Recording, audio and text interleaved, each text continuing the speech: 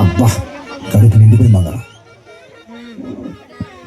బంటూ గానికి 22 బస్తుల మస్తు కట్అవుట్ బచ్చా గాన్ల బచ్చుండేది వచ్చినమంటే సెట్టు